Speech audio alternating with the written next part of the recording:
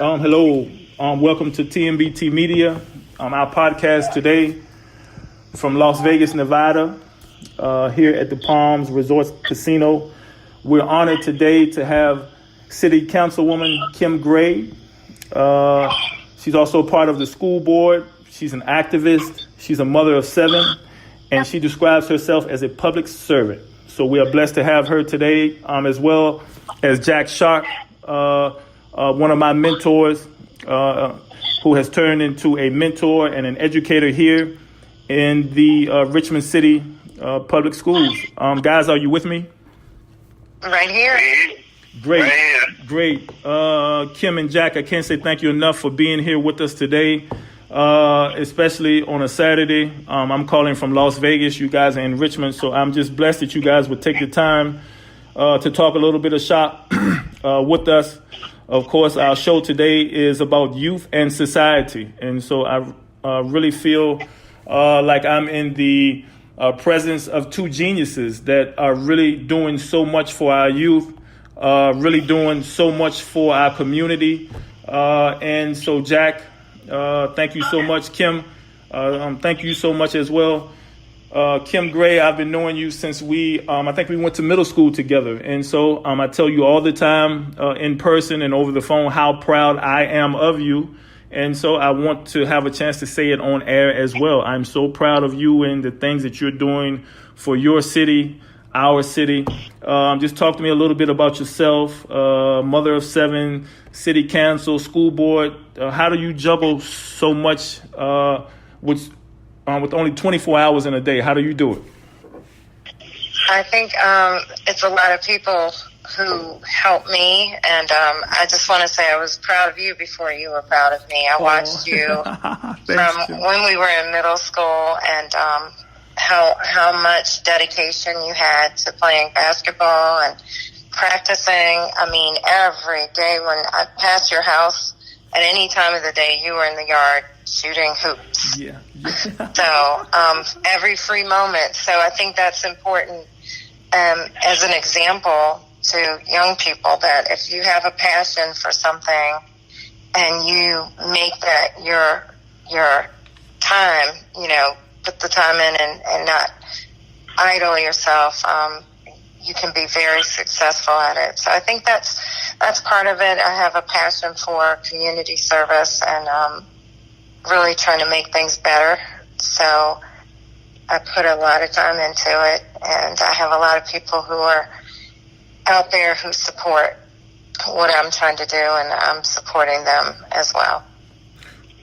Well, that's the huge part about it is anyone that knows you, for those of us that have been knowing you so many years, it's beautiful to see someone that you actually know making a difference. And so it's just one of those things. We were talking before the show started, and I asked you to give me some more names because my paper wasn't full enough. You have so many credentials and your resume is so long. And so I just asked you to, hey, give me some more stuff to talk about. And I remember you saying a mother of 7. And Jack and I both said, Jack, are you still here with us? All right, yeah. Great.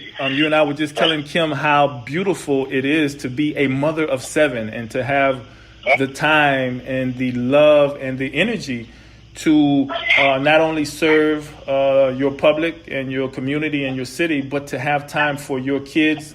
I think you mentioned that a few of your kids have gone off to college. So just tell us a little bit more about I love kids. My son was just home from high school. He graduated high school, and now he's going away to college. And so I don't have a problem saying that I cried when he left.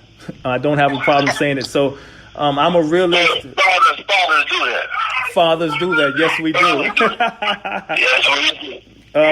Fathers do that. Yes, we do. Just tell me a little more, Kim, how you, and it probably sounds, I'm sure you asked this question a lot, but what keeps you going? How do you do it? And I say there's only 24 hours in a day. Jack, I'm sure can attest. There's only 24 hours. You have your family, and then you have your community family. How do you do it? Jack, how do you guys do it? Well, on my end, it's my day starts at about 4 something in the morning. And over the summer, I was working the summer program of a nonprofit in the East End of Richmond and serving young people. I had 6th graders. And I get up, I pick them up, bring them in class. We work with them, we take them places, we expose them, and then we come on home. I drop them off at home with, drive the bus and drop them off, and then spend time with the missus and the family at home. But, what I see is, because my wife is able to do it all. Because, see, that's if you ever want to see what God look like, it's a sheep. Yes. Yes. That's a sheep. I'm just letting you know, like, I'm going to tell you, when I saw my wife in that white dress when we get married, I knew what God looked like. And so to hear, Kim talk about what she does and all, she juggles just like the God does. Because that's the power that a woman has. And, we sit in awe of it.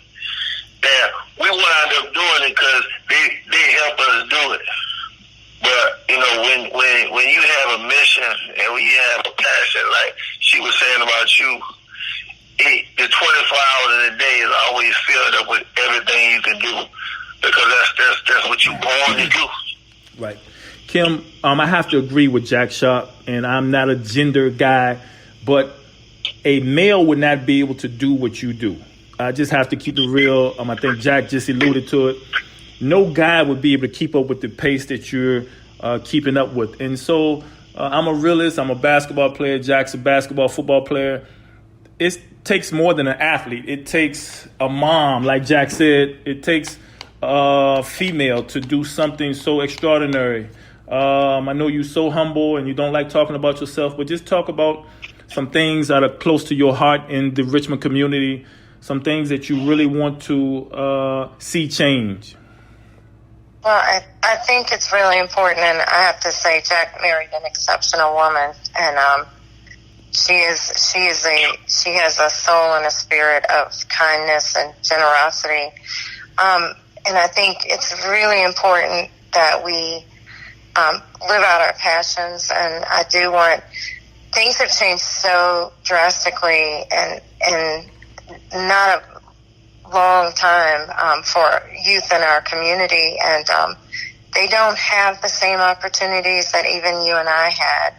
So I think building around that passion to make sure that we keep opening doors and empowering our children and engaging with them and giving them a better way, because there's so many of our children that are being lost to the streets, lost to narcotics and other really serious life-altering distractions. So it's really life and death out there, and that's what drives me and keeps me going. And you can't start too early trying to mold and shape and engage. And it's important too to make a real positive connection with the families and not enter into any situation with a judgment, but coming there to sincerely help and love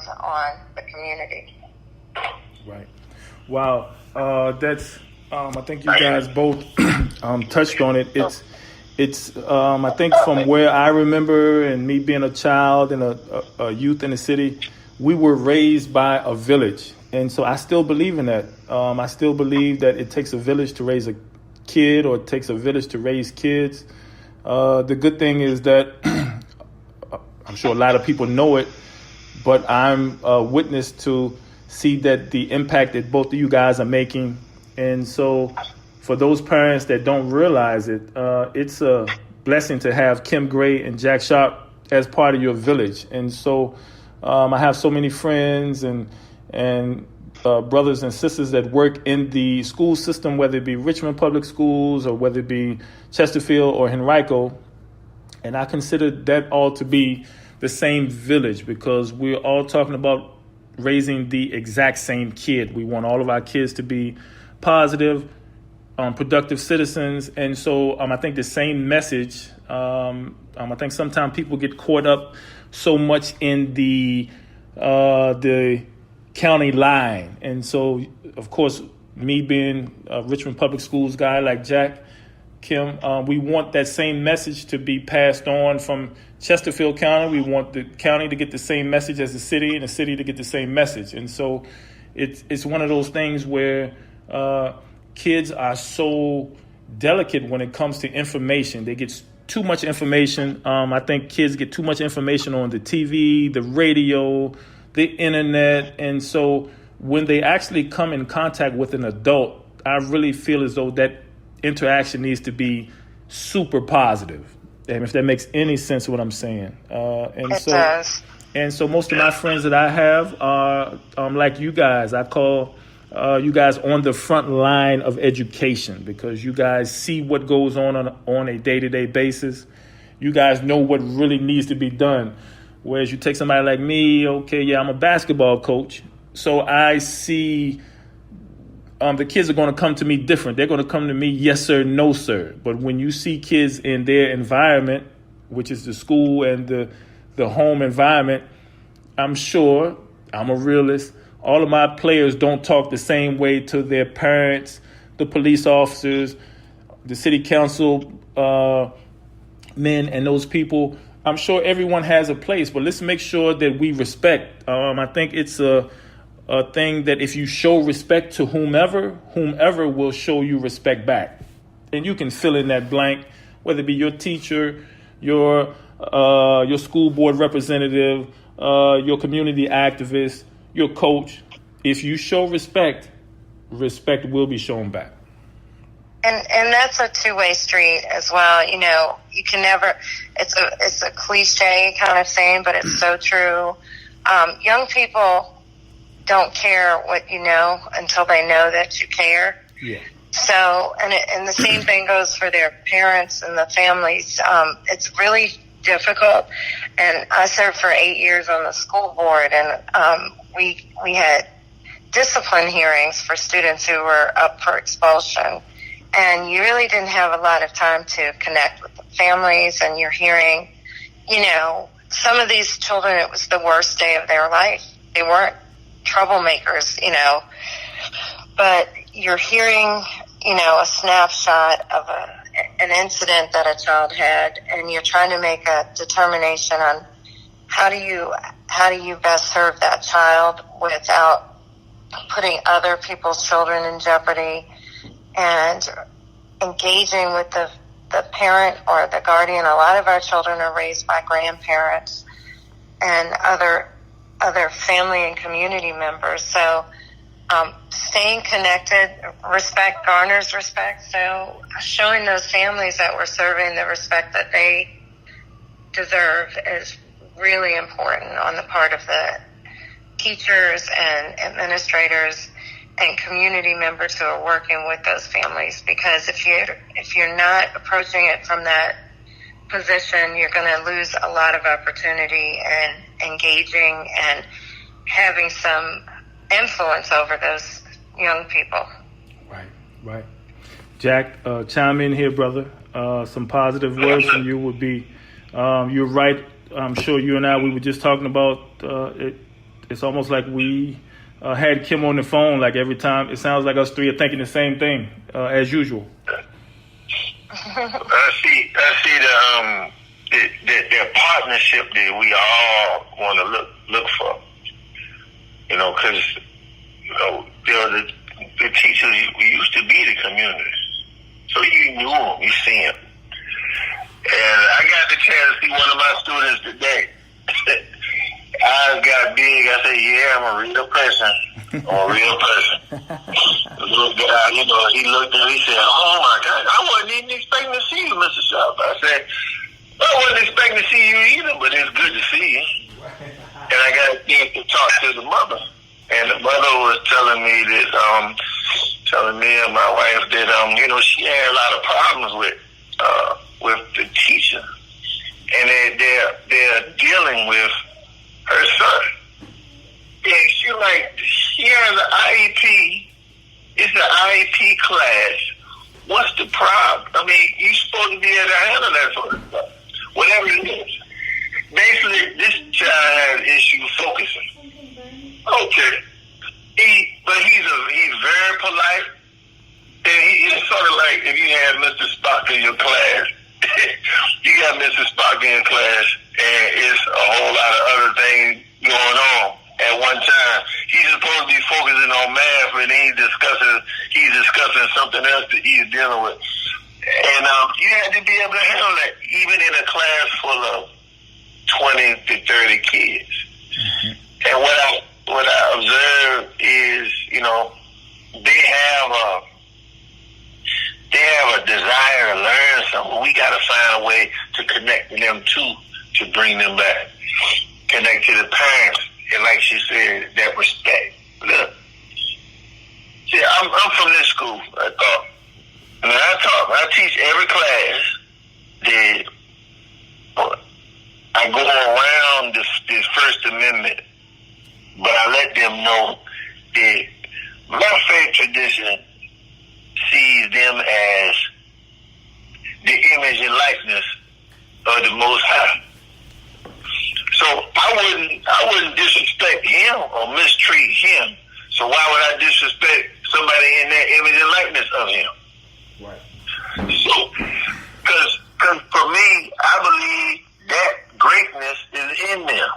Mm-hmm. My job as the educator, because education is three concepts: E, Ducio, and Shun. The E is to bring out.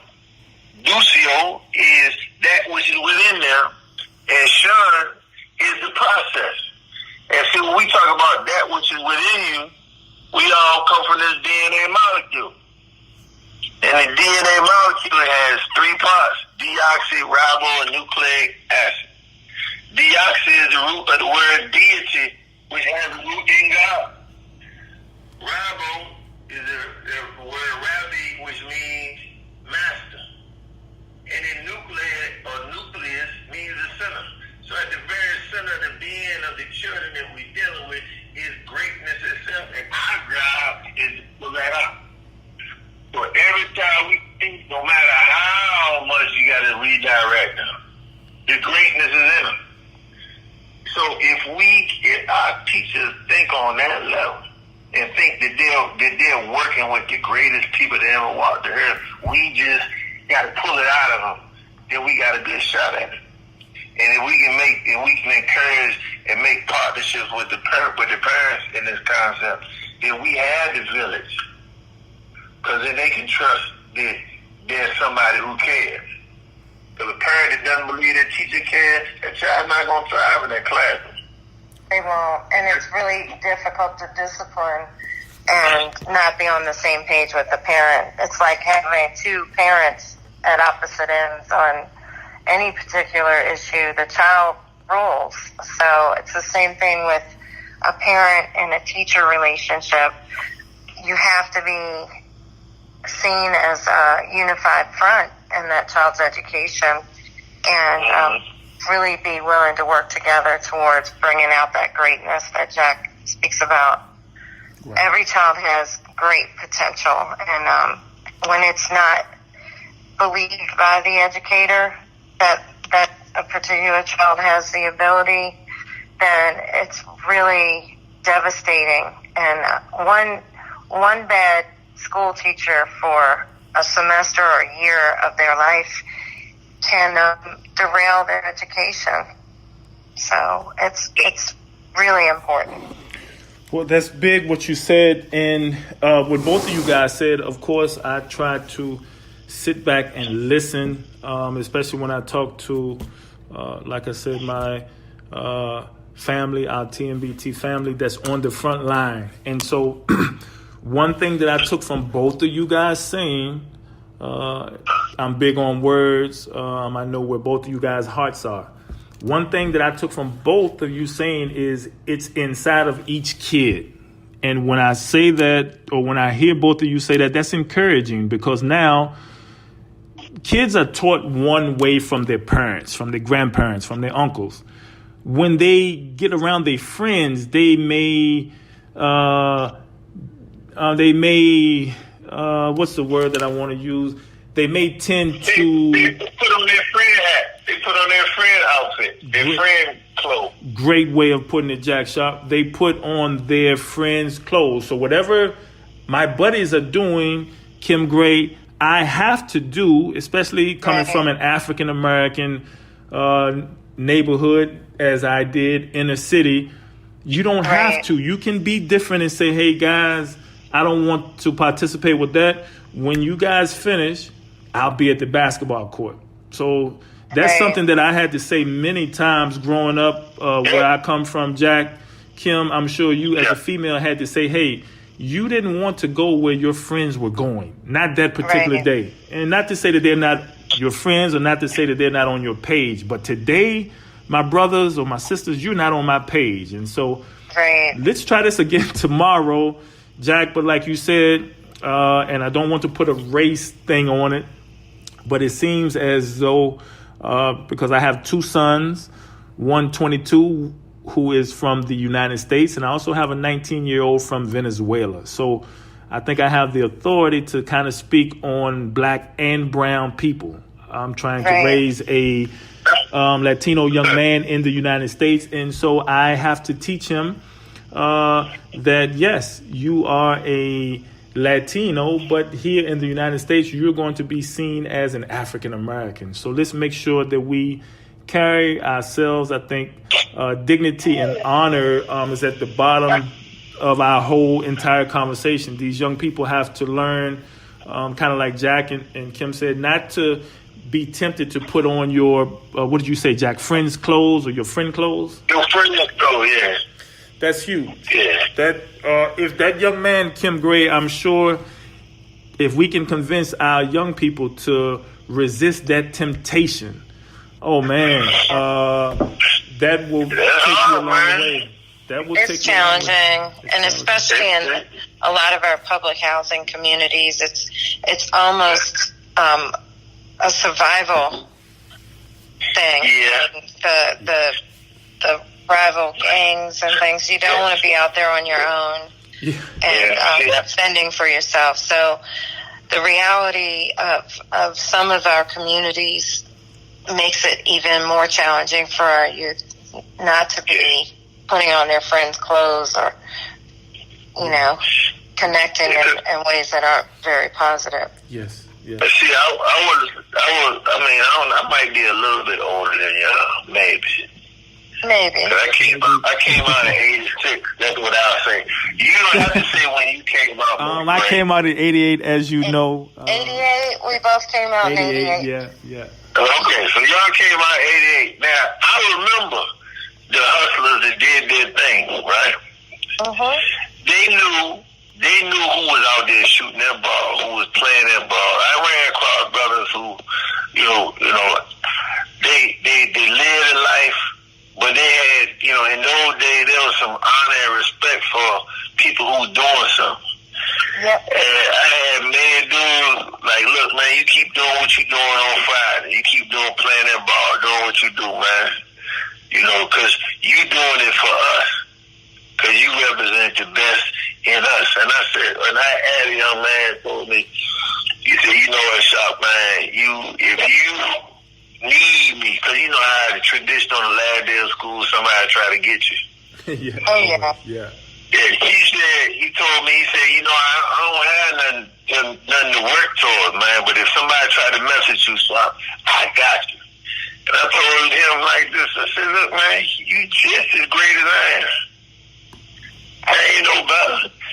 If somebody try to get at you, I got you. Because you can never put yourself down. Because you putting forth the effort, you get up every day, you do what you have to do. I understand, Right. And a lot of brothers that live that are doing positive things now. That's a good thing. Right. I think some of that has gone by the wayside with the young people out there. I mean, some of the people that we went to school with who ended up going away for a little while many of them have returned to the community, and they're doing really, really positive things. And I think that we had a different foundation and experience. So even if they were out there, you know, in the streets, getting money, doing what they did, they return back to their foundation, and they really are. I mean, I think about Daryl Carpenter and how he's working with youth and trying to turn children's lives around. He was one of the, you know, best known drug dealers in our neighborhood. Great guy. He's got a big heart for children. So great guy. Yeah, he does a lot. He's been to several of our events. It's incredible what he's doing, but that doesn't surprise me. I'm the guy that I know. I think you touched on it, that we realize you get to be older, Jack. We get to be older. We are so thankful for the people that were in our lives, because we've seen friends go right, keep straight, turn left. And so when you make your decision and you are thankful that you've been blessed to continue in your path, on whatever it may be, you tend to, or I tend to, and Jack and I talk about this, we tend to go back to our teachers and our rec coaches and our counselors to say, hey, thank you. Our city council members, our school board members, our activists, our public servants, to say, hey, thank you. Because I just had a birthday, thank goodness, God bless, August 21st, and I made it to Happy birthday. Thank you so much. Thank you so much, Kim, Jack. Thank you, guys. But I truly feel blessed to make it to 48, especially when I turn on the TV and see where Kim Gray, 60 people in one weekend, Jack Sharpe, 60 people in one weekend are killed in Chicago, Illinois. Yeah. That's a bit much. And so I've heard some gang different stuff stories. is really, that gang thing is really tight. And I'll tell you this, and you know, I work for the Department of Correctional Education. So the young men that I got a chance to run across were incarcerated for all types of things. And a lot of things that the brothers that were in the gangs would tell me, that there was family for them. You know, and what that decried was the lack of us. Because a lot of brothers would tell me, say, Mr. Sharpe, I ain't really seen no real positive black man, or, you know, positive black man, until I got locked up, because that's when I got to see everybody. Right. See people who were trying to be positive. Right. And so what I noticed is I let them run across people who had been out there and had an opportunity to change their heart, so they could see that, yeah, you can do it and be successful doing it. And it was reinforced. And like when you talk about when we were kids, what was reinforced? See, that, you know, that life out, that outside life, they kept that. A lot of brothers kept that stuff secret. Or, you know, it wasn't that, you know, a lot of dudes, they did their thing. But you had what was reinforced with us. We had positive stuff on TV. Yeah. We had positive people around us, coach. And we ain't had dad, we had coach. Right. And then you got to see us doing positive things on TV. Now, they put any kind of nonsense on top. Like, let me ask you this.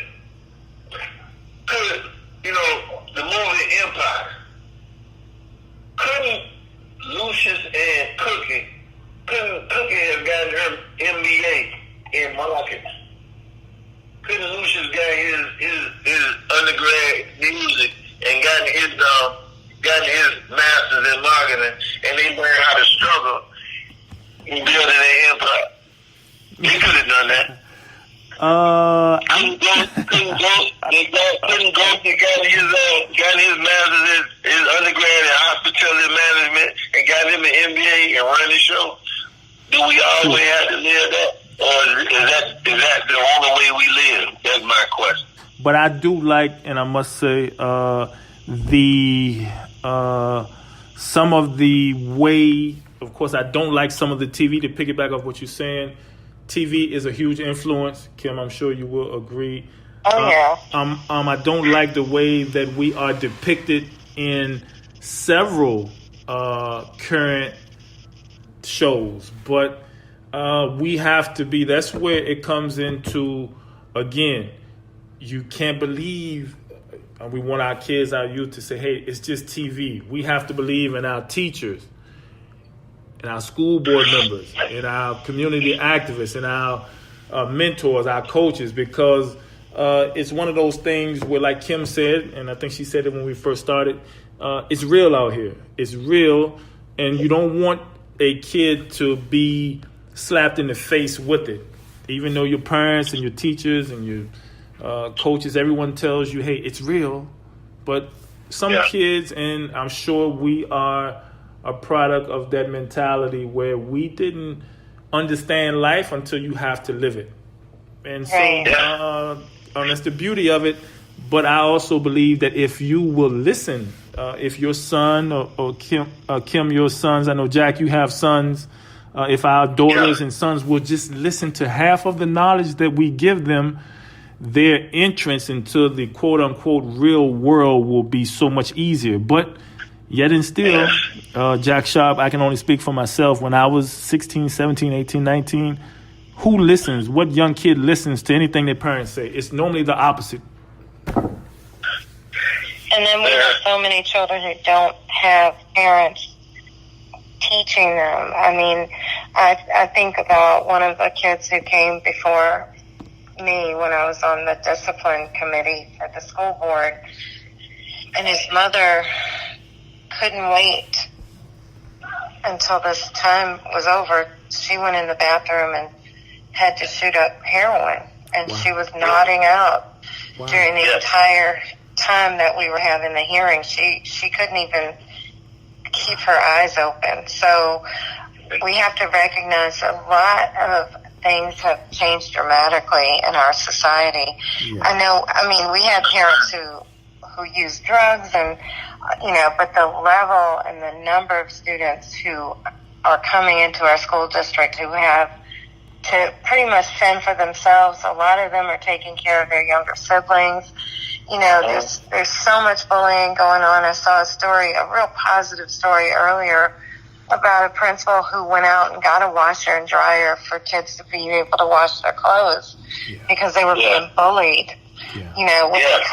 When you see a child come into school and they haven't brushed their teeth, get a toothbrush, have some toothpaste on hand, send them into the bathroom, make them wash their face, and just take them to the side and talk to them, because a lot of them aren't getting that at home, and it is a real thing. Right. Yeah. Well, I've seen, cause I take the kids home. I drive the bus from my program to home, and I see, and I meet the parents, and I see where they live. We serve Mosby, Fairfield, Creighton, Wickham, and Churchill. So I see, I've seen, when I was a kid, I get in trouble with the teacher. I'm in trouble with my dad. Some of these, you're in trouble with the kid get in trouble. The child is in trouble with the teacher, and the parent want to come beat the teacher up. I've seen it. Then when we trying to say, look, if he's bothering you, you don't need to engage him, because you need to stay focused on what we're doing. But my mama told me, or my dad told me, or my uncle, whoever told me, if somebody does something to me, I need to get them back. Get them back. And then I've seen, what I've noticed in my years of working, because I worked in the educational system, in the correctional system. There, if you change the culture, because we were able for a time to change the culture. I had students, their argument wasn't about if they were from 757 or 804. Their argument was, how many books did you read? I read 4. How about you? I read 5. Someone would come to me, Mr. Sharpe, what What you got for me to read for the weekend? I know we got Labor Day coming up on Monday. I know y'all not gonna be here. What you got for me? All right, I will make something for you so that you can have something to read. And the kids gave me the street name while I was working with them. Like they called me, they called me Knowledge. And I was like, It's deep. It's very deep. I'm not, man. I said, I just get a book and read it, brother. That's all I do. And so I had kids they were walking in the hallway with books. He carried a dictionary. He said, I gotta learn these words mean. That's cute. And can you imagine a guy, what you in there for? Armed robbery, possession with intent to distribute, assault and battery, and you jumping up and down. Cause look, Mr. Sharpe, I got 4 A's on my report card. Oh, Mr. Sharpe, I got my GED. I'm graduating. You know, you see these so-called hardcore kids with given an opportunity and a culture of success and believing that we there for them. Yeah. And you see them doing great. I got a call from a guy. He was a blood. And he was doing poorly, but he was one of the ones that was jumping up and down because he got the honor roll for the first time in his life. He left. I made up a game to combine soccer, basketball, and hockey in the gym. And he was successful at it. And he called me. He said, Mr. Sharpe, I got some news for you.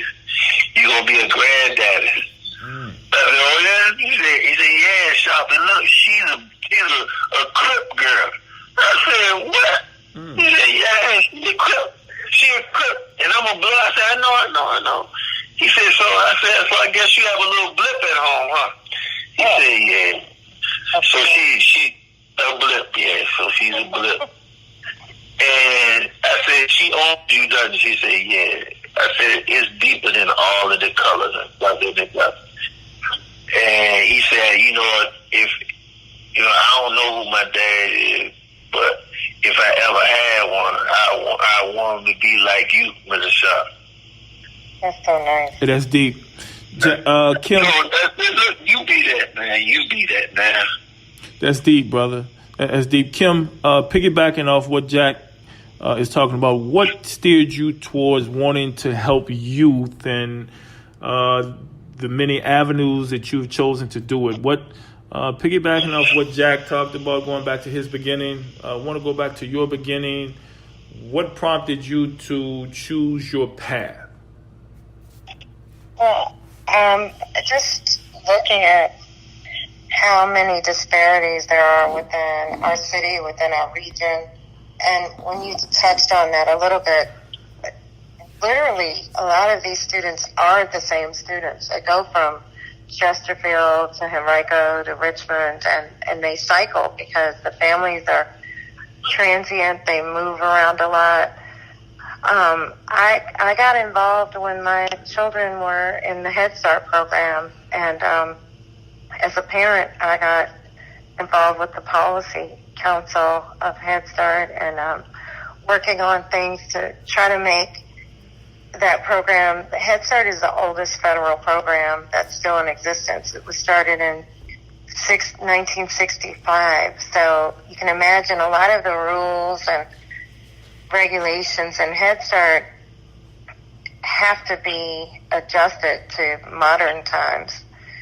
So getting involved there led to me working for the Head Start program and family services and home visiting and really getting into those communities and households and seeing some of the challenges that the families have. So it's really, I hear a little one. Is that on your end, Jack? Is that one of your grandkids? This is one of my grandkids. Oh. Hey, Myra. Please tell him welcome. Hey, it's a blessing to have Jack Sharpe's granddaughter with us. Continue, Kim. Continue with, you were saying some very insightful things. So just spending time connecting with the families and connecting them up with resources and that's where I really, I think a light went off, because there were folks who had a lot of ability. I mean, much more than I did. But, you know, I worked with a mom who was delivering hospital beds for minimum wage and really struggling to get her children a proper education. And I talked her into working towards her GED. And then once she had her GED, we sat down and filled out a financial aid application together. And I ran into that mom recently, and she's been on the dean's list. She's got her master's degree, and she's doing very, very well. And she's given back to the community. So I think it's really important to connect up with people and find what their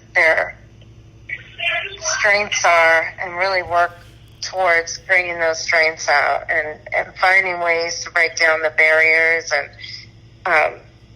take that out. And she remains involved in her children's education, and she has done great things for her community around her. Right. So I think it's one family at a time, but if you can really make an impact and change a person's life and in their pathway, and being a point of encouragement for them, you know, a lot of those folks will go on to do much better, greater things than I ever did. So I think that's where the real passion and drive comes from. Well, I tell you what, if we had a world full of Kim Grays, we would not have any problems in the world. That would be a perfect world that just solidifies that. That's so sweet. Well, it's true. It just solidifies our opinion of you. You're in the business of changing lives, and so I'm sure Jack, who is a very spiritual man, will understand this when I say it. If you give a man fish, you feed him for one day. But if you teach him how to fish, he's able to take care of his family for the rest of his life. So you're changing lives. Is what we all know about you. It's what we all know and love. And so it's just, once again, it's why we're so proud of you for being who you are, doing what you do, and just caring and being, I don't know many people of your position, but I can honestly say the one person that I know that's on the front line, I mean, really front line, is a positive person that I've been knowing all of my life. So I'm sure, Jack, it gives you great dignity, great pleasure in knowing that someone that you actually know is on the front line making a difference.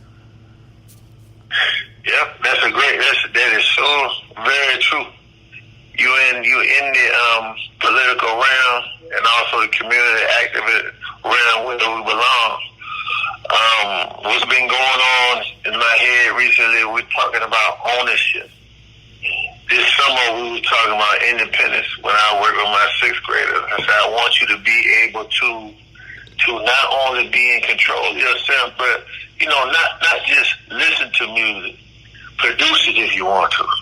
Not just wear somebody's shoe, make your own shoe. Begin to control your own destiny. I never talk about bad from where anyone is from. I'm like, look, I don't care where you're from. Do you want better than what you might? Do you want any better than what you have now? You know, what I have seen in some of my children that I work with is grandma lives in apartment 12. Her daughter lives in apartment 17, and the baby now moved in apartment 20 in the same place. There are many examples of people who have done other things. That says nothing wrong with you being successful if you can navigate those things like Kim Gray, Milton Bell has been able to do, to navigate issues and troubles. That's part of the reason why, community where they're in and get them some safe haven, so they don't have to put on that other people's shirt. They can take those shirts off and do something else. Those are the things. Working with your program, you took kids to Las Vegas. You took kids, outside of the country. They'll never be able to see that. But because of you the blessing. And you provide an opportunity for them to be a blessing. Thank you, brother. That's what you do. And it's not so much where you live, it's how you live. And Right. and that's all of us. We could be in mansions and not be living right. So it's the how we live. Right. Even if you're in 1600. 1600. I can't think of the name of the street, but Pennsylvania Ave, baby. Pennsylvania. There are 45 reasons to do better. Right, right. Well, we will, of course, we are blessed, like we've been saying, to have people. I saw Kim, she was at, I was reading one of her articles last night, and I think, Kim, you were at the voter registration or something that deals with the voter registration. And I was reading where, I'm sure you don't mind me sharing, 2 journalists came up and were removing your signs. I'm explaining to us a little bit about that. Of course, I know the story, but explain to our listeners how your help and how your brand is reaching internationally.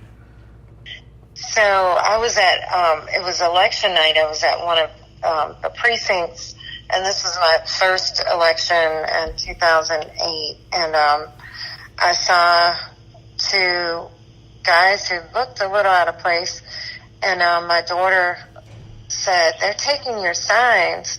And, it wasn't as big of a deal because it was, a little while before the polls closed, but I was still, during elections, a lot of little dirty work goes on. People will snatch signs up, and, you find yourself, trying to figure out what's going on. And so I approached them and asked why they were taking the signs, and they said they were from Denmark, and they were covering the Obama election, and they really liked the way the signs, my school board signs, were designed. Well, I had taken some liberties with the Obama symbol and, the little swishes inside the circle, and put a little schoolhouse and some children and parents. It was a family holding hands. So they thought, this is an example of a person at the lowest level of elected life, pulling from the national elections, and that's exactly what I was doing, is just building off of the energy of the Obama campaign. And so they asked to interview me, and they asked me to predict the outcome of the campaign, and I did. That night the energy was so, I don't know if you all remember the election night when Obama was incredible on the ballot for the first time. It was so incredible. I was there. And I said, Richmond, I said, in Virginia, we'll deliver the first black president. We delivered the first black governor since Reconstruction, and we were going to deliver the first black president. And that, the energy was incredible, that people were turning out in record numbers. And they followed me around, and then later that night, I was at the Virginia party for the Obama election, and CNN called it after Virginia came in for Obama. And so I looked like a real genius, but I was just working off of all the energy. And so for every election since then, they would come back and interview me about the national politics. In 2012, they called and asked if they could interview me, and they actually sent a limo to my house and drove me all the way up to Washington, D.C., and interviewed me in front of the White House, which was so cool. But wow. Apparently in Denmark, That is amazing. That is amazing. I don't want to cut you off. I don't want you to stop, but that is incredible. It was such an experience. I mean, I didn't get to see myself and Mark on TV. They did send me a little clip of the story, but the fun part was that they said people really took to the story of a local person who was living the dream of, you know, the Obama wave and the energy. So Wow. it was really a lot of fun. Kim, now, come on. You have to be honest with us. At some point in time, I'm looking at your everything I've written down. You have so much going on, but maybe for 15 minutes out of the day, are you able to say, wow, I'm actually doing all of this? I know you probably don't have more than 30 minutes for yourself, but has it hit you yet, the impact that you're actually making? Has it hit you? I'm sure you're Kim Gray. You don't see yourself like that. You're so humble and so nice. But do you have time to sit down and smell the roses? Or are you one of those type of people that, hey, I'm just going to knock this out until I'm 70 years old, and then when I'm 70, I'll sit back and look at everything that I did? What type of person is Kim Gray? So I think I'm still the same person I was on that school bus in middle school. Yeah. Yes. I mean, we don't see ourselves at all the way other people see us. So it's just really important to continue. There's always more to accomplish and more to be done. There's always a contingency of people who are angry about decisions that are being made, and you know, you have to weigh this representative government. I'm here to represent what the people want and need, but at the same time, having to make some hard decisions and on ethical and moral basis, and really trying to move our city forward. And things that you wouldn't think would be a point of controversy or pushback and anger tend to stir up emotions in folks. So, you know, right now I'm working on, this is the third time this has come before City Council. It will be. Changing the name of the boulevard to the Arthur Ashe Boulevard. That's something that's, I think, really important. He's a significant person in our world history and in our city's history. So that's something I'm working on. But, you know, a lot of people aren't happy about that. But I want to show the world and our community that we are in such a better place as far as our racial history, and being able to come together united as a city and not have too much controversy around naming a roadway after one of our greats. That's incredible. I was reading last night, of course, just reading up on you and everything that you're involved in, and I saw that, of course, I was oblivious to that, but I was so enthused to know that that was one of your projects. From what I understand, one of your pet projects. Jack and I grew up playing in the Arthur Ashe Center on the Boulevard, and so this is a man who deserves everything that he has and more. And so it's a beautiful thing to know that someone as passionate as yourself is aboard. Tell us more about that. That intrigues me because, of course, Jack and I'm sure you as well, if it hadn't been for Arthur Ashe and his progression in the Richmond Public Schools in Richmond City, we may not have been able to attend a Richmond Public School. Talk to me a little bit more about that project, if you could. Sure. I mean, when Arthur Ashe was coming up, he was turned away from the Bird Park tennis courts, which, you know, when we came around, that would have been really surprising. But he is not that much, he wasn't that much ahead of us, you know, on the time-wise. But he wasn't even allowed to play tennis at Bird Park, where the boulevard ends. So it's really important, I think, for us to demonstrate how far we've come and to honor this great Richmonder who he still remains the only African American to have won Wimbledon. He had international acclaim, and some of the things that he did were his greatest accomplishments were not around his athletic abilities. He was a great humanitarian.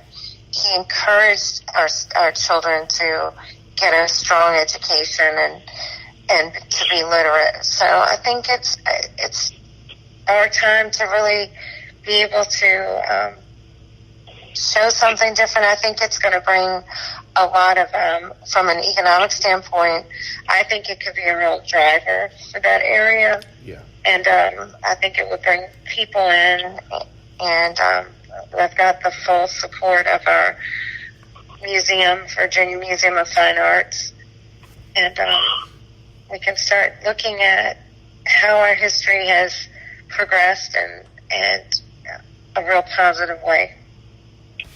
Jack, that's incredible. Also wanted to get you, Jack Sharpe, like myself, as an African-American young man trying to make our way in the city of Richmond, touch on a little bit about what Arthur Ashe means to you and what he means to our culture, our generation as well. That, like Kim said, we are not that much younger than he is. He is in our age group. And so talk a little bit about what his sacrifice really meant for our generation behind him. Well, one of the main things was his overcoming, his birth itself and living, overcoming the struggles that he had just to live. I played ball at Battery Park. I played on those same tennis courts where he played. I went to programs, I practiced at Walker where he went. And my dad taught at Union, and I was at Union the whole life. We spent a lot of time there. He's an impact player as the first black person to win Wimbledon. Guy from Richmond City become an international player in the world. That says a lot for what we're capable of. And also in the political realm, he was an active player in the political realm. That L. Douglas Wilder, who was the first elected black man in the United States history. PBS Pinchback was the first. He served for like 40-something days in Louisiana, I believe. Right. During Reconstruction. Yeah. Right after that opened the doors. All of these things have our Richmond connection. We have tremendous opportunities. When I think of the political realm, I also think of what is our agenda. What do we want that we can bring to bear? If we had a multitude of us with an idea of what we want and what we need to accomplish, then we can move the mountains. All Kim Gray has to do is say, look, this is what can we get behind this, and we get behind it, and it becomes real.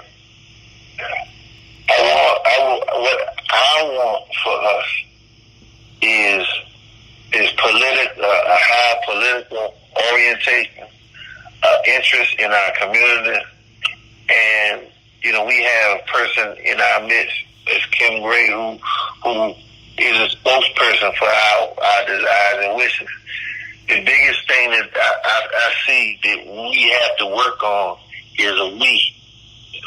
If we can get if we can see it as we instead of me, then we have a large step up in the city of Richmond. We have an opportunity to build, so we can follow the example of a L. Douglas Wilder We can follow the example of an author Nash, you know, because he, like you said, he was one who transcended his sport. Absolutely. Absolutely. We don't always, I mean, we not going to, you know, I'm 50 now. Right. It hurts. It hurts. It's about to hurt in the next couple of months. So I can't do those same things Right. that I used to. But if I can get some younger people if we can get younger people to be our legs, because we become the head, you know, if we can find that we factor to get behind issues and things that can benefit us, then, you know, I've heard a whole lot of voting. We need to vote. We need to vote. Yes, we do. Yes. But we need to vote for what's going to benefit us as well. And so I like that concept. I like bringing a new name to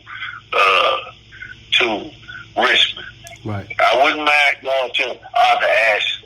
I mean, sure, we got to compromise. We call it Arthur Ashe Boulevard. So. All right. Perfect. Hey, before we continue, and I'm not going to keep you guys much longer. Kim and Jack want you guys to give our listeners your information, your social media, whatever you have. We're going to get you to shout that out so that hopefully our listeners can go and check in on you guys to continue to receive the positive energy from you guys. You guys are real positive people in real life, not just because of this show. You guys are really like this. So, Kim, if you don't mind sharing with our listeners how they can continue to contact you and maybe say hi. Sure. Yeah. I'm at Kim Gray, 4 RVA, and that's my tag on Facebook, Instagram, and on Twitter. I always give my cell number out for people who are trying to get in contact, who need assistance. My number is 804-852-4427.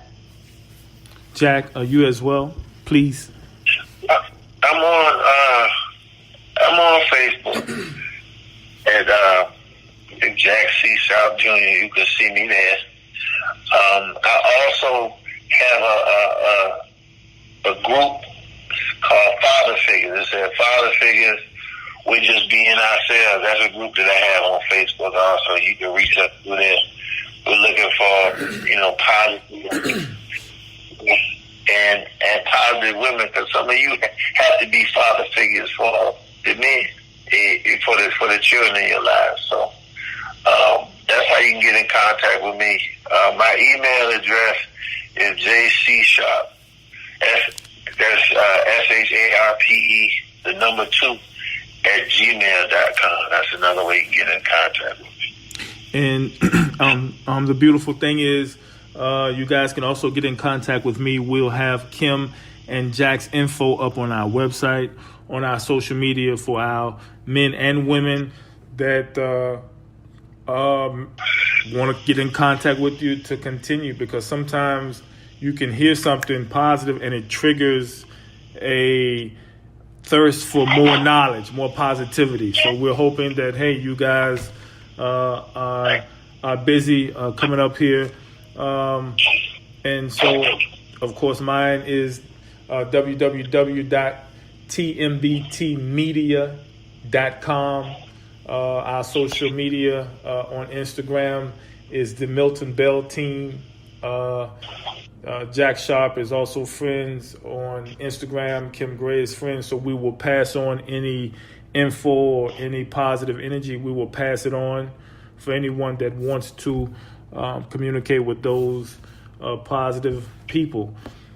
And also, also just let everybody know, I'm having a meeting about the Arthur Ashe Boulevard at the museum on September 13th at 5:30 at the Virginia Museum of Fine Arts. Yes, perfect. For Kim, do you want to repeat that one more time just to make sure that everyone has it for those trying to grab a pencil or pen? Sure. Thank you for letting me do that. September 13th at 5:30 in the evening, we will be having a meeting at the Virginia Museum of Fine Arts. We want to hear from those in the community about the renaming of the street. So if you're for it, against it, neutral about it, just come out to hear what folks have to say. Please have your voice heard on the matter. That will be September 13th at the Virginia Museum of Fine Arts. That's incredible. I don't know if we are the first to broadcast that news. I would love to take credit for it, but here's a way. Here's a way for people to actually, Jack. Here's a way for people to get involved. Everyone says they want to be involved, but here's a quote unquote public servant, as she described herself, giving out information to the public to make a change. Kim, talk some more about that, if you will, please. Sure. I mean, we really need to show up and have our voices heard about all matters pertaining our community. So it's really great to have the Virginia Museum of Fine Arts offering us the space. We're going to be in the Gottwald Theater, which seats 500 people. I would love to have that theater filled. The museum is going to be providing refreshments. So there really no real excuses unless you're working or, not well that day. Please come out and support these efforts to have your voice heard. There are people in opposition who I will be hearing from, I'm sure, at this meeting. So it's important for all of us to give our opinion. Jack Sharpe, you are a.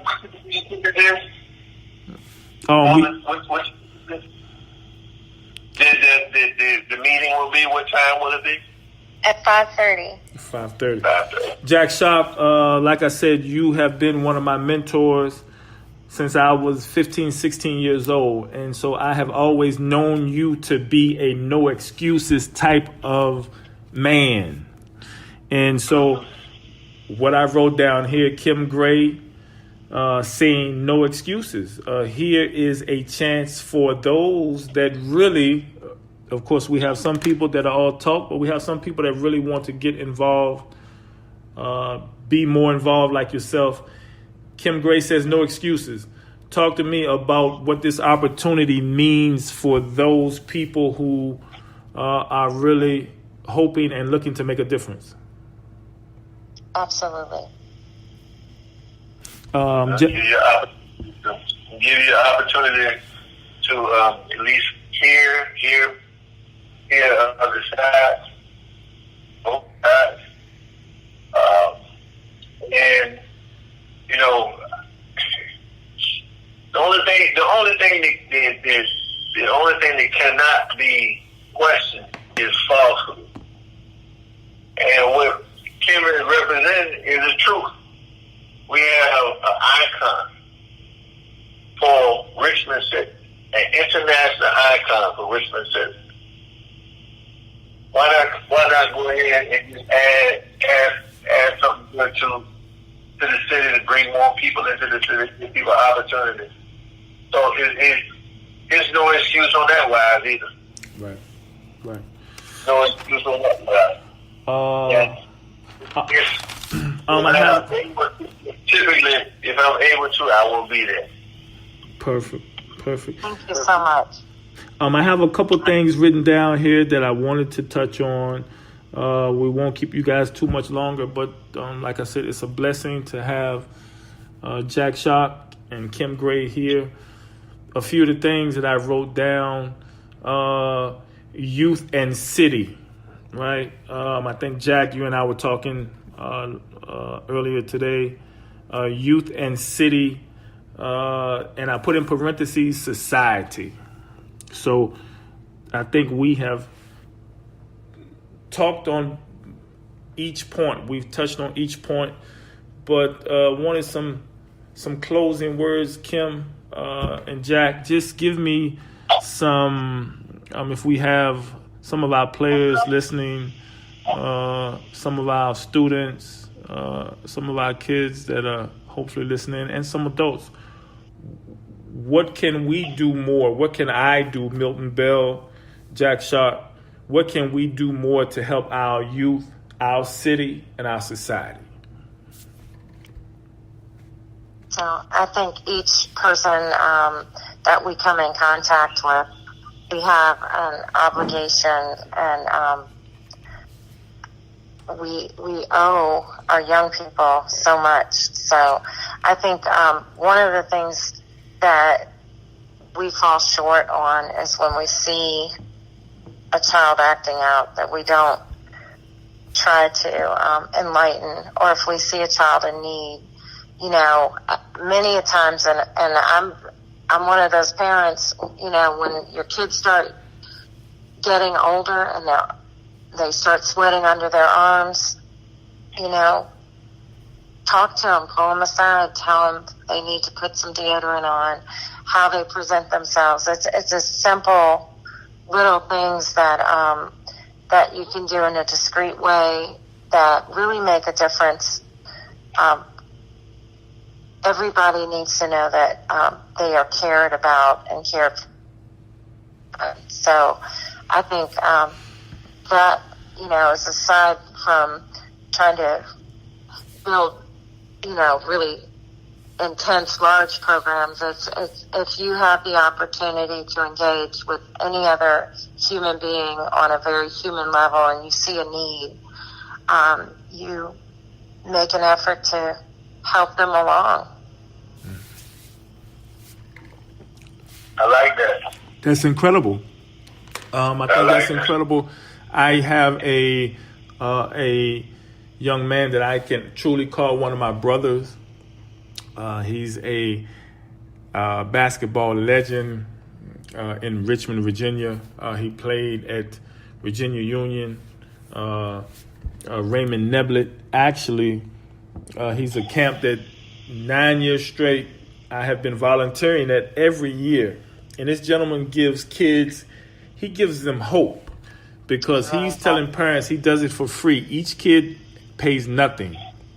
And so us as volunteers, we show up and we try to make these kids feel like they've paid $500.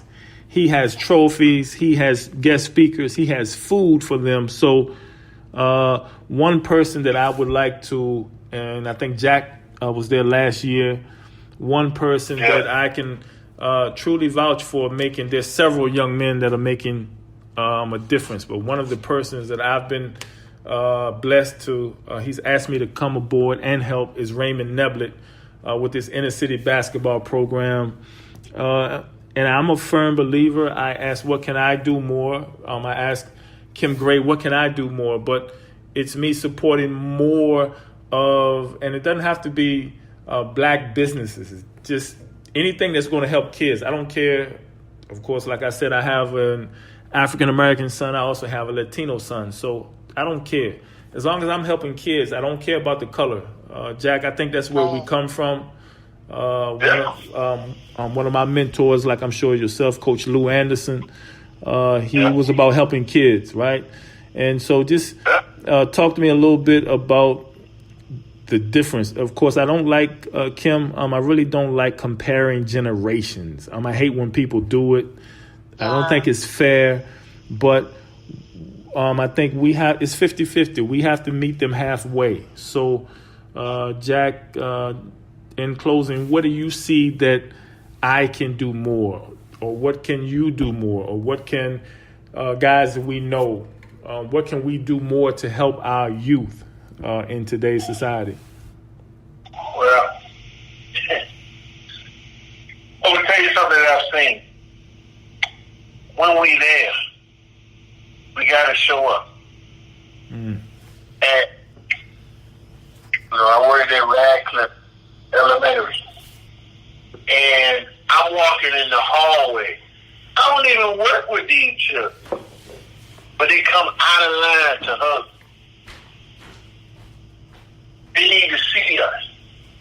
At the very minimum, they need to see us and like Kim said, see that you care about them. I told the kids, the fun is, I was getting ready. I was going to leave for the summer. And some of them were in tears.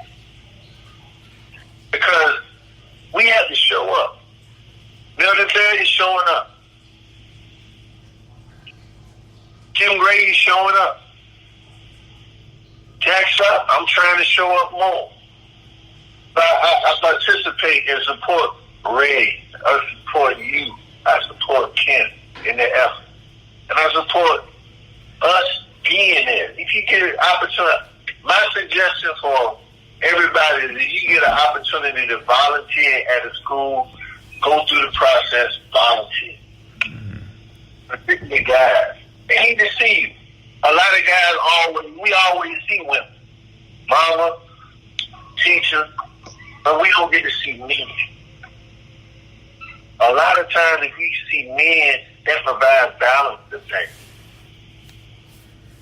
They need to see real caring men, real caring women.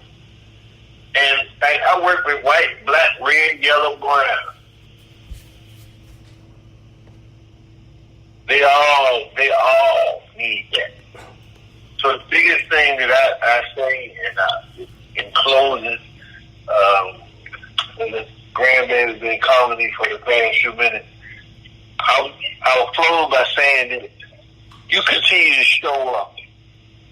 You become the example that the young people have an opportunity to look at. I'm gonna tell you, I looked at the Malcolm X movie, and there was a scene that makes it really plain. There's a scene where they say that a man was in the desert for a long time.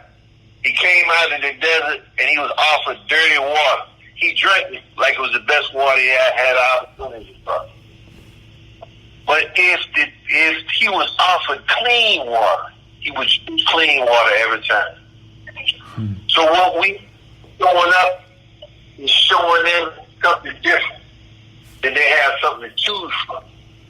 That they have something solid to believe in other than what they see all the time.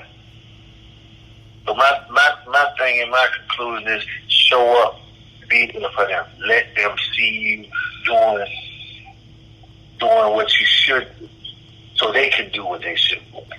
Right. Wow. Of course, what can I say? Kim Gray, I am so, of course you hear me say this all the time. Jack and I talk about you all the time. I will let the listeners in on a little secret. I was blessed to be a part of a panel of people that Jack Sharpe's wife, Christy Sharpe, put together for the Genworth Corporation. And so I've been trying to plan, or I have been planning this radio program, this interview for like 3 years. And so I can finally check it off from my list. I can't say thank you enough. I want to close. My final question will be something. My final question will be in closing. I try to always close with a question to my guest who I think I'm probably the least informed about it. And it's called School to Prison. It's called School to Prison, and I was actually at a book signing of Dr. Dennis Parker, one of my great brothers on our team as well, and he had a book signing, and he had a counselor from Richmond Public Schools who was attending, and she spoke on his behalf, and so she was giving some statistics, and she was giving some numbers and some real data on current situations. And so I waited for her afterwards just to find out if what she was saying, I wanted to know more about it because it was sad. And so I waited, and she took the time to explain to me what she meant. And so, Jack, I would like to ask you to talk a little more about the School to Prison program that is allegedly, this is what I've heard, I'm not quite sure if it's true, but talk a little more about what you know dealing with that program. Well, if you look at Kim touched on it very eloquently.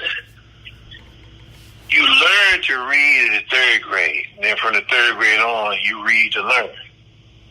If you're behind in that, a lot of times they predict the prison beds from what you decide, from how you are in the third grade, your reading level. If you're beyond reading level, that's one thing. If you're below reading level and your behavior is also below standards, then there's a prediction that 17 years later you'll be in a prison cell. I went to a conference and they discussed the dropout rate. So we have checked out of school, although we're in there, we tend to fall into behaviors that could get us in trouble. According to the Bureau of Statistics, 75% of those who drop out of school wind up going to prison. I'll throw this out at you. This was 2008 when I went to this conference and they discussed this. 2 million children dropped out of school. And they predicted if those 2 million had stayed in school and graduated, they would have generated 300 million for the economy. So out of 2 million, 75% is 1.5 million. That 75% that might have gone to prison could have generated potentially 300 billion for the economy. It appears that there may be more money in us not being successful, white, black, red, yellow, or brown. It appears that way. Now, before we got on the air, my discussion was this.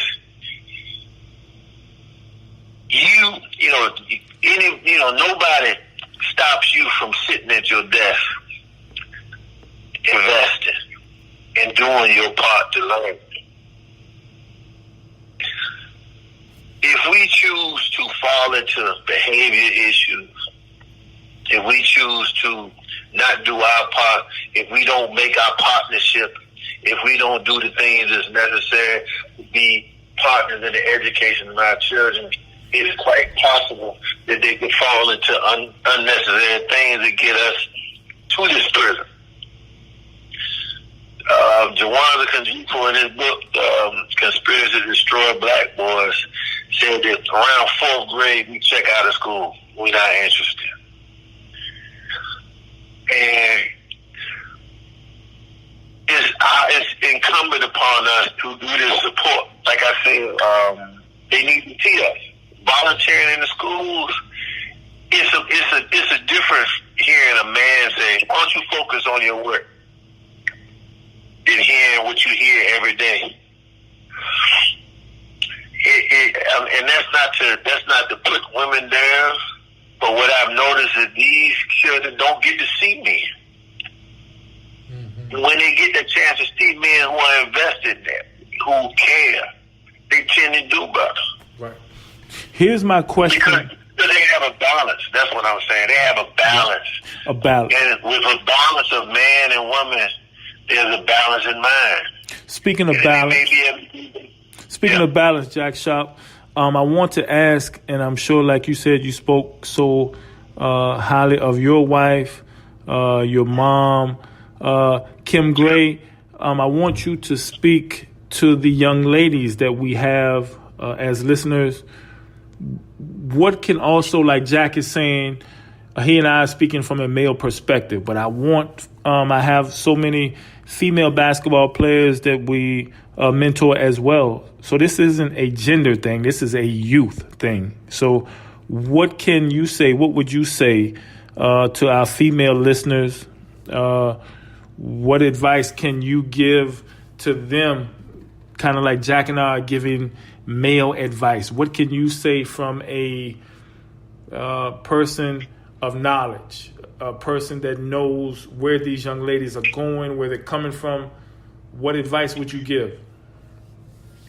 Just this social media and reality TV society is phony, fake. Know your real value. Know who you are. Don't place so much value on image. And work hard. Stay intelligent. Let your beauty come from within.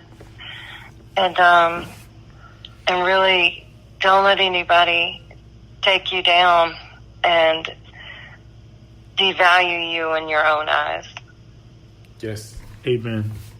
Amen. Exactly. I would like to be. Exactly. Amen. I would like to be. Your value is not in the number of likes and views you get on your post. Yeah, this is so true. I would like to hopefully, Kim Gray-Sharpe, I would like to be able to call this part 1, because when we have so much positive energy and we have so much energy and wisdom on one show, we would hope to be able to have you guys back to continue part 2. So I'm hoping that everything that you guys have said, everything that you've been able to share have been received from our listeners. And I'm hoping to have a part 2, a part 10. Who knows? I'm in a perfect world. We could have this conversation every day, just getting our message out to the youth that we can, but to the adults as well, just to people. And I think that if, like Kim said, if a message can be able to be passed on to the parent can therefore pass it on to the child. And so, wow. Yeah. Yes. That's kind of Kim Gray. That's where we're from. Our parents, Jack Sharpe. I remember your father being very full of knowledge, a very. Yeah, Pop was always there. Pop was always there. Kim, everyone that we encountered as young people were knowledgeable. They were full of wisdom, and the most important, they were willing to share. Absolutely. So if it's one thing that I take from our conversation today, one thing I want people to take from our conversation, I also spoke to Dr. Paul Flowers, who was also a part of that, I call it the dream team of panelists that, Jack, that your wife put together, excluding myself. I mean, that was a heavy hitter, man. I was blessed and privileged to be a part of that group. So, we also will have Dr. Paul with us. Hold on one second. Can I interrupt you for 1 second? Yes. Listen, Bill. I knew it was coming. Listen, Bill. I've been privileged to come to events sponsored by you, taking the time out, doing what you love with young people. If you're not a public servant, a divine servant, and a divinely guided servant, there is none. Amen. You invited us to this. Is that right? Well, I thank you, Brother Jack. Thank you so much. And see, you touch people all over the world. Is that right? I'm hoping to. Yes, sir. Yes, Brother Jack. You are absolutely correct. I am. Yeah, you're humble. It's a beautiful thing to be humble. But it's time for us who are born your broadcast to sing some props to you, brother. Because you've been looking out for young people for a long time. That's what's big, man. Well, that means a lot for me coming from one of my mentors. That means a lot. Of course, I've been knowing Kim Gray quite a long time as well. So that means a lot for you guys. But like I told you guys in the pre-conversation that we had pre-show, that I'm a smart man. I am blessed to have friends, of course, that are geniuses. And I can call and say, hey, can you help me with a radio show for an hour and a half to talk about youth? I'm trying to find my way to give back. And so who better to call than a Kim Gray or a Jack Sharpe or a Derek Tompkins in Massachusetts. So I really appreciate it, brother. I really appreciate it. Well, Hey, Kim Gray, can I ask you? Yes. Kim Gray, can I ask you a question? Sure. Do you remember this statement that it takes one to know two? Oh, yes. Oh man, that's deep. Yes. So I'm honored and blessed to be on the show with both of you. I am as well. And Yeah. as I said, I was very proud of Milton before he could ever say he was proud of me. I've watched him on television, and just the excitement of seeing one of our own doing so well. So it's such a blessing to know you. And Hey, you guys know I'm 48 years old. It doesn't take much to make me cry these days. So I really appreciate the love. I'm a firm believer that my phrase, and I don't know if it pertains or if young people will understand what I'm saying, but love is love. And so people that give you love, you give them love. And so I think if more people thought like a Jack Sharpe or a Kim Gray, where you guys actually give love, I think Kim, Jack, with what you do for the community, you guys don't ask to receive love and then give love. No, you guys give love first, and then people in turn show you love. And so it's just, Jack, I really appreciate all of your kind words, brother. That means a lot from coming from one of my mentors, Kim, as well. I am learning so much from you, and so I would like to consider you one of my mentors as well. Just trying to give back. And so mutual mentors. Well, I'm blessed to have you guys in my friend, to be able to call friends. And so in closing, I would like to just say that 3 words that I took from our conversation that I like to write down during my podcast. I like to write down 3 words. The first word that I got from Kim Gray and Jack Sharpe was energy, right? So I'm a huge energy guy. That was big for me. So energy is important in your life. Energy is important. It can take you a long way. So you have to speak it into existence. I also heard Kim Gray and Jack Sharpe say no excuses. I think that speaks for itself. That doesn't even need to be explained.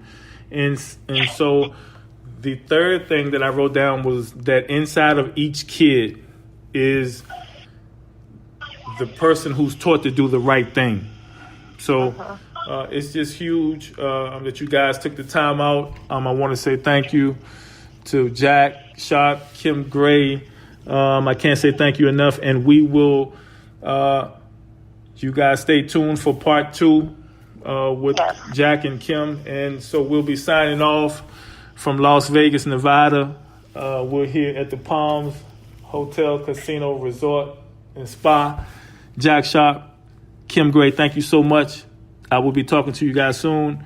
Thank you, everyone from our TMBT family, our media family here in Las Vegas. And so we will be signing off now. Thank you so much. Thank you.